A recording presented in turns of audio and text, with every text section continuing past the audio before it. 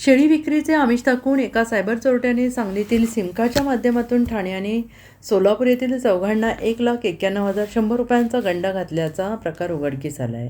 या प्रकरणी पोलीस अंमलदार अक्षय दासू धुमाळ यांनी सांगली शहर पोलीस ठाण्यात फिर्याद नोंदवली. या घटनेची माहिती अशी की सायबर चोरट्याने सांगलीतून एक मोबाईल सिम कार्ड खरेदी केले. त्या माध्यमातून त्यांनी ठाणे आणि सोलापूर येथील चौघांना फोन केला. त्यांना शेळी विक्रीचे आमिष दाखवून त्यांच्याकडून ऑनलाईन माध्यमातून पैसे घेतले. मुजम्मिल अनवर हुसेन कांबळे राहणार सोलापूर यांच्याकडून 23,500 रुपये, बहाउद्दीन कुरेशी राहणार सोलापूर यांच्याकडून 39,000, आदिब हनीफ कुरेशी राहणार ठाणे यांच्याकडील 30,600 तर मोहम्मद उमर इस्लाम यांच्याकडून 98,000 रुपये ऑनलाईन पद्धतीने स्वीकारले. सदर रक्कम त्यांनी म्यूल अकाउंटच्या माध्यमातून स्वीकारल्याचे पोलिसांच्या प्राथमिक तपासात समोर आले.